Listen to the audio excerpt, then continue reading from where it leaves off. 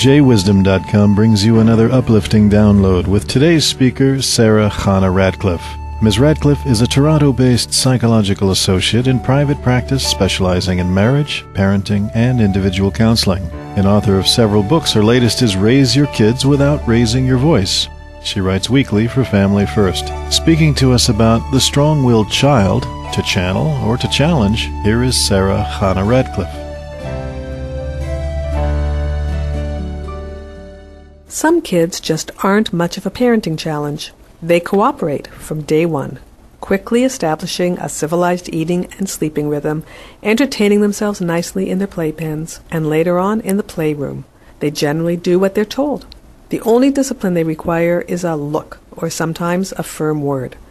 Although, if it happens that they're told to sit on a thinking chair for a few minutes, they will go peacefully and tearfully, already regretting their misdeed. This is not your strong-willed child.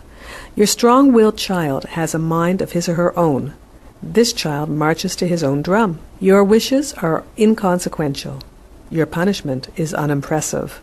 He punishes you back, trashing his room or lashing out at you physically. He talks as if he's your equal, and often as if he's your boss.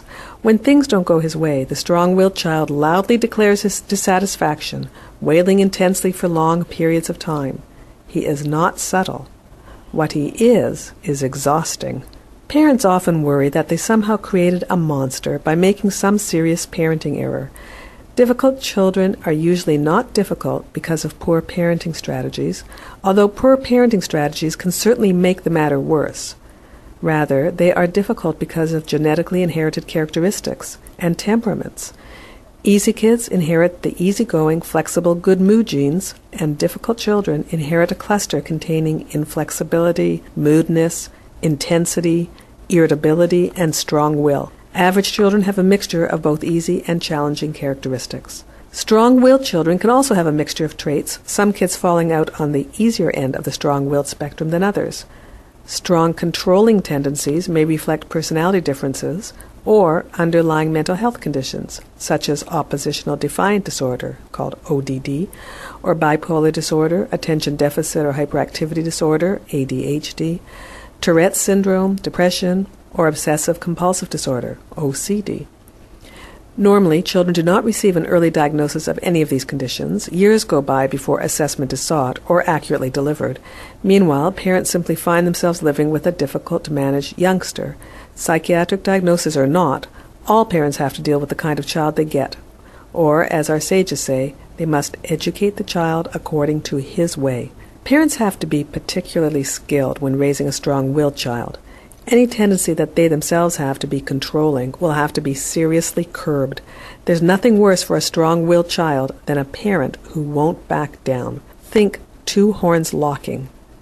If your child is strong-willed, try to avoid giving instructions. Of course, you'll have to give some instructions, like time to go to bed, but if it's at all possible to refrain from giving direct orders, then do so. If you can, give options and choices instead of direct instructions. Intervene less, say less, give more breathing space. One essential strategy in dealing with opinionated, bossy kids is to carefully select one's battles. The ideal situation is to model flexibility. Don't make every little thing an issue. On the contrary, let the child have it his or her way frequently. When it isn't appropriate for the child to have exactly what he or she wants, try to work out compromises, conditions which are not perfectly to your liking, but which are good enough for your bottom-line standards. The process of negotiation itself helps model and teach compromise to the inflexible child. However, there will be times when flexibility on your part will not be an option. For example, your child may want to go without a coat on an icy cold day. On those few occasions that you do want to hold your ground, ensure that you establish complete authority. If you maintain 80% positive, warm, and flexible communication on a daily basis with this child, you can then afford to use intense discipline on the few occasions on which you feel boundary setting, control, or guidance are required. Effective discipline with this child involves consistent action. One explanation is all that's needed regarding any inappropriate behavior.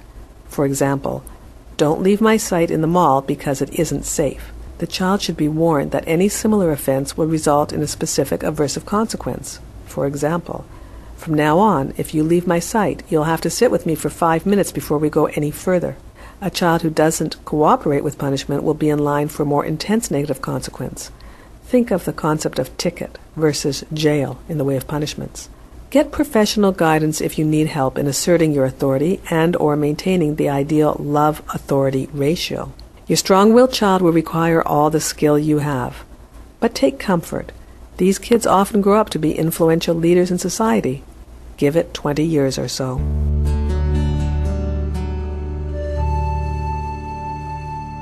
You've been listening to Toronto-based psychological associate Sarah Chana Radcliffe. To find out more about her work, visit her website at sarahchanaradcliffe.com. That's Sarah, S-A-R-A-H, Chana, C-H-A-N-A, Radcliffe, R-A-D-C-L-I-F-F-E.com. And to learn more about your rich Jewish heritage, why not become a partner in Torah study? Once a week for an hour on the phone with a mentor matched to your interests and level of Jewish literacy. The call and the learning are free, and the benefits last a lifetime. To learn more, just point your browser to jewishworldreview.com/PIT. And come back each weekday for more uplifting downloads from jwisdom.com.